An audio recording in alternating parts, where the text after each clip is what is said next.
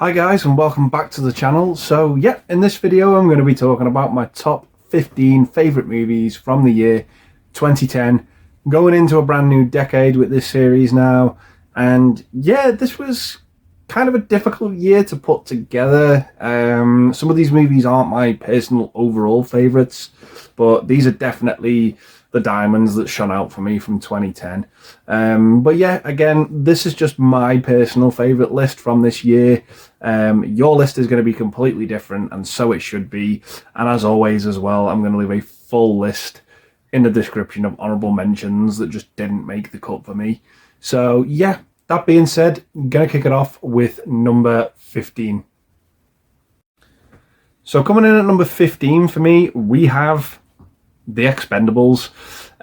Yeah, this is just a joy, I think, on paper for me when this movie got announced. I remember when like the trailers came out for it, how buzzing I was. I was a massive fan of the actors involved in this movie. Arnold Schwarzenegger, Sylvester Stallone, Bruce Willis, all of the action stars that I grew up watching were going to be together in this one movie that was going to be jam-packed full of action. And yeah, the movie is all that. It does deliver on that, but I think on rewatch it kind of, you can see the cracks more. It's a bit all over the place with its pacing, but it's still a very entertaining film. All that action stuff is there in the third act. But yeah, I think for me, my personal favourite Expendables movie possibly might be the second one. Just because I think that that goes to its full potential. But this is a good starting point.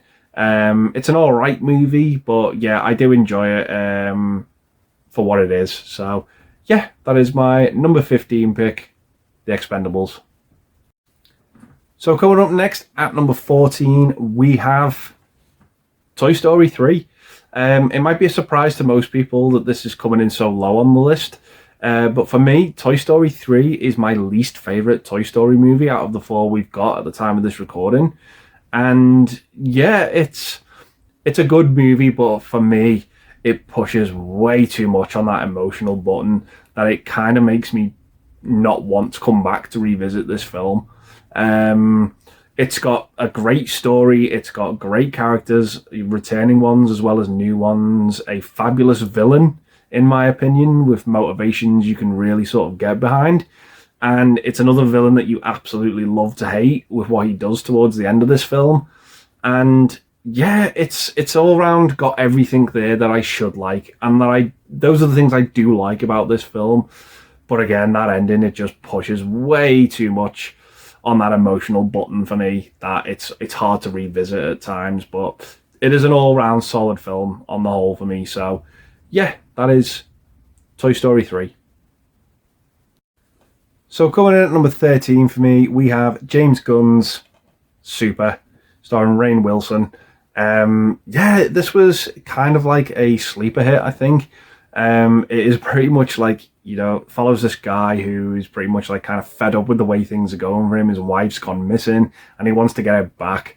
And he dresses up as a superhero. He entitles himself the Red Crimson, or the Crimson Bolt, I think it is. And yeah, it's just him going out, beating the shit out of people who he thinks, just aren't behaving the normal way. And yeah, it's got a fun cast: Elliot Page, Kevin Bacon, Liv Tyler, Michael Rooker is also in there as well. And yeah, it's just a fun superhero movie, and it tries to approach the genre from this different angle, which I think it does exceptionally, in my opinion. And yeah, it's just a very rewatchable film. Really, really enjoy it. And yeah, so that is my number 13 pick, Super. So coming up next at number 12, we have The Kids Are All Right. Yeah, this is just a great drama film, starring, Annette Bening, Julianne Moore, and Mark Ruffalo. Yeah, it pretty much follows, this lesbian couple who have, these two children, and the kids are old enough that they want to try and, find and connect with, in a way, the sperm donor who was their father, played by Mark Ruffalo. And yeah, it's a really interesting family dynamic with this movie, with what goes on in it. Some people approve, some people don't. And yeah, it's just really, really an interesting drama with all these dynamics going on. I just really enjoyed it. I thought the actors in it were great. It got some really funny scenes in there as well. But yeah, just really enjoyed the movie on the whole. Just quite a pleasant, different film. So yeah, that is my next pick. The kids are all right. So going in at number 11, we have Winter's Bone, starring Jennifer Lawrence. I was never really a big fan of Jennifer Lawrence, particularly when I watched the Hunger Games movies. I thought she was quite wooden, to be honest, but this one really, really put her on the map for me, and I was very, very impressed with what I saw from her, her acting abilities. She plays this girl who, is pretty much like from a dysfunctional family, and yeah, she's just got her younger siblings' interests, at heart, and, that's really her main focus and her priority in this movie. Despite all the hardships, all the relationships breakdowns, with her mother and father, the army won't let her join, and yeah, it's just she faces all these difficulties and difficult challenges, and I just really liked the movie for that. It had this it had this similar to The Kids Are All Right. It had this great dynamic about it. And I just really enjoyed it. I thought she was phenomenal in the movie. Amazing performance from her. And yeah, just a great, great character vehicle from Jennifer Lawrence. So really enjoyed this one. So coming in at number 11, we have Winter's Bone. So cracking into the top 10 now, and coming in at 10th place, we have The Fighter. Yeah, again, another fabulous, amazing drama that I, again, really, really enjoyed. Absolutely love this one, starring Mark Wahlberg and Christian Bale. Yeah, it's just, this again is, about these two brothers who, have this big opportunity to participate in this fight. One's the fighter and one's the trainer. And yeah, it can change their lives. It can bring the family back together and bring, some sort of pride to the town that they're from. And yeah, I just really, really enjoyed it.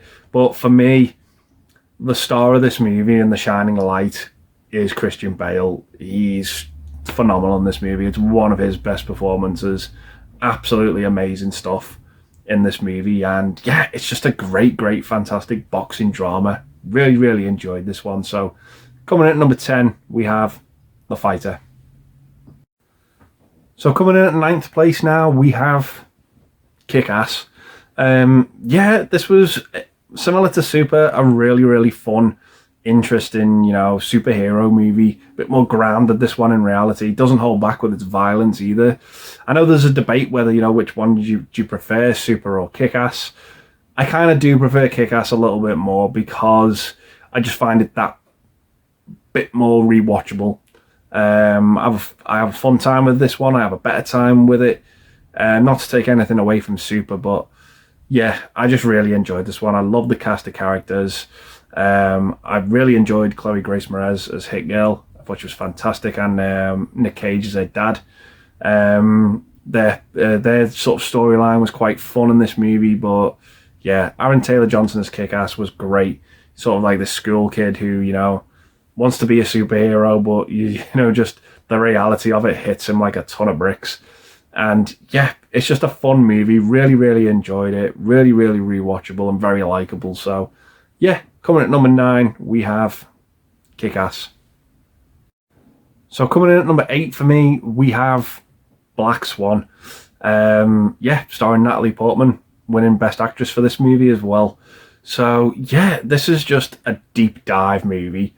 It really is, into the human psyche for me.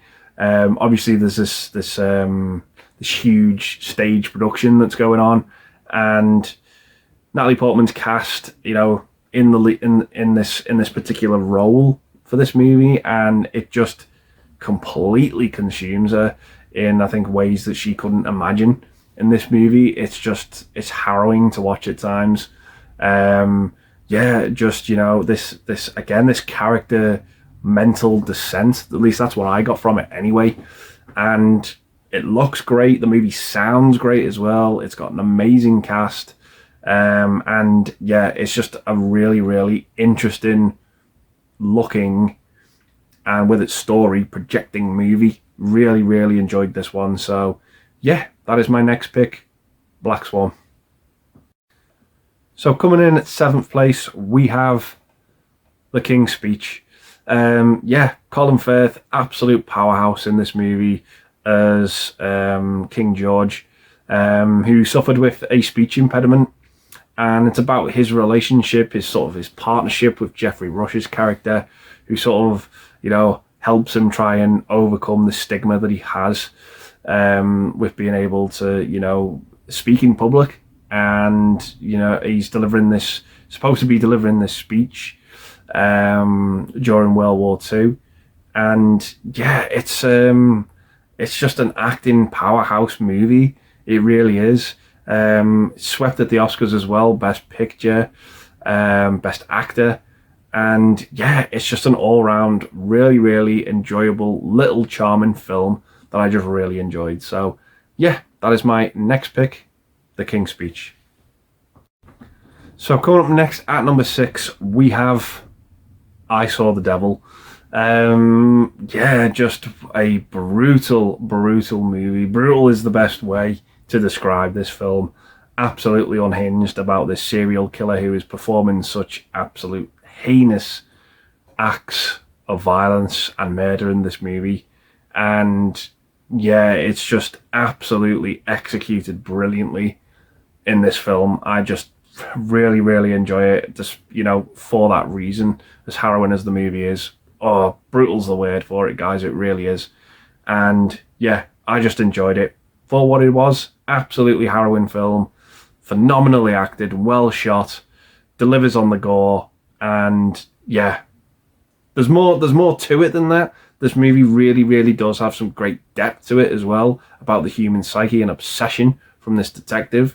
But yeah, like I said, brutal is the best way to just describe it. And if it's your type of thing, if that's your type of movie, you'll really, really get a kick out of this film. But yeah, I understand it's not for everyone, but yeah, really off the charts with the unsettling violence in this film for me. So yeah, that is my next pick, I Saw the Devil. So coming in at number 5 for me is the first of 2 movies to star Leonardo DiCaprio, and it is Martin Scorsese's Shutter Island. Yeah, just a great performance from DiCaprio as always, and it's great to see him pairing up again with Scorsese. And yeah, this is just a phenomenal, creepy detective movie about these 2 detectives who are pretty much, given this routine check over this asylum on this island, and things just start to take a very creepy turn with a lot of twists along the way. Great cast of this movie as well. A lot of great supporting talent in this film. And yeah, I don't want to talk too much about it and, go into a big deep dive about it, because it is one to, see, knowing as little as possible. And it's just a phenomenal Scorsese film. It's one of his best. And yeah, I just absolutely enjoy this film. So yeah, that is Shutter Island. So coming in at number 4, just missing out on the podium places, is that other DiCaprio movie by Christopher Nolan, and it is Inception. Yeah, this is... I understand that The Dark Knight made a lot of money for Warner Brothers, Nolan's last film before this one, and that pretty much was Warner Brothers' ticket to giving Nolan the reins to directing a film, where he was allowed to have creative control, pretty much. You've made us so much money with The Dark Knight, you can, do whatever you want next. And that next project was Inception. And yeah, this is just an absolutely mind-bending, phenomenal looking, really interesting movie. And it's got an exceptional cast. It's kind of like a pioneering movie. Everyone at the time seemed to love this movie when it came out, and I was a bit, apprehensive about it at first, and I thought, okay, well, I'll give it a go and see what it's like. And yeah, I was just completely blown away by the concept.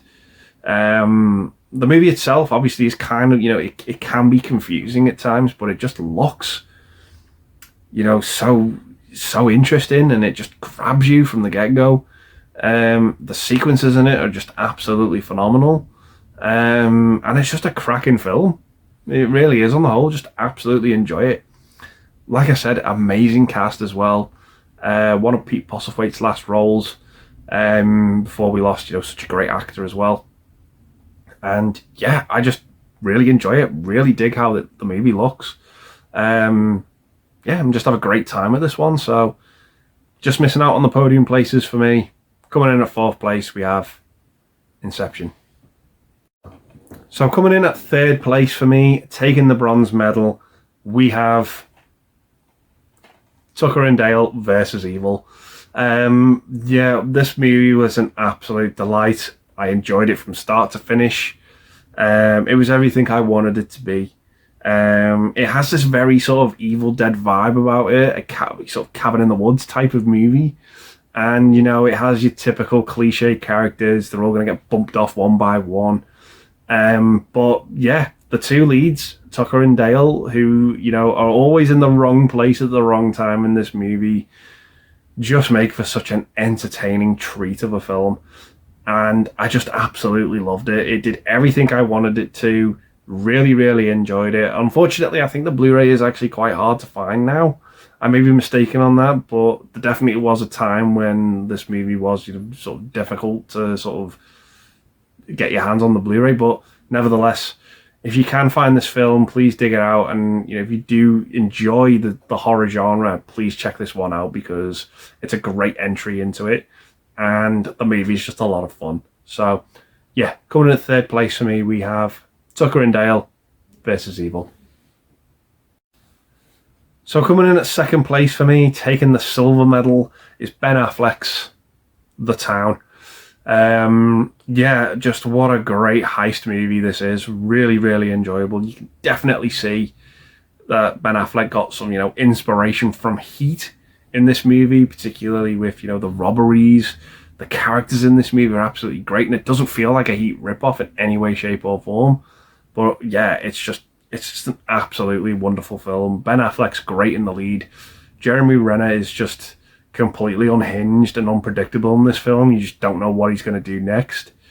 And as well, similar to Inception, it was one of Pete Postlethwaite's last movies, and a testament to him in this movie.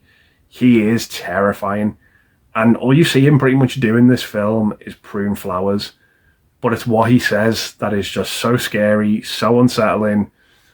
Really, really phenomenal stuff from him in this film, and it's just great. It's just a great heist movie. Absolutely love this one. John Hamm's great as well as the sort of the detective, and yeah, wonderfully directed by Ben Affleck. Just what an underrated director he is. I was never really a big fan of him as this actor, but he just pulls this directorial talent from nowhere, in my opinion, and it's just a really solid film. Really enjoy it. Just think it's a great movie, and it's just, it's so rewatchable as well. So coming in at number 2 for me is The Town. So that leaves us with one movie left, and for me it had to be Harry Potter and the Deathly Hallows Part 1. This for me was the closest and most accurate film to the book out of all 8 films, in my opinion. This movie felt like, what was going on in my mind's eye when I was reading the book was projected onto the screen. It really did capture it so well. It was so faithful. The only thing really wrong with it was that it was missing some scenes from the book. It didn't really change anything at all, and for me, it just worked. It just worked. It was well paced. It was well adapted. Really enjoy it. We're at a point now where the stakes are very high in the series, unbelievably high, the highest they've ever been. And it's just a great journey about Harry going on this quest to try and defeat the evil Voldemort, and you know he hasn't been left with much, you know, tools to help him with, apart from his friends, and it's just a great movie. It's about them, more so the main characters, being isolated from everyone in this film, but we know that a huge storm is on its way, and it's just executed so well. One of my favorite scenes from the Harry Potter series is that scene of the tale of the three brothers. It's just phenomenal. Yeah, and I bet Emma Watson just had an absolute treat having, you know, and was honoured to sort of, you know, read the story. For that, it was just breathtaking.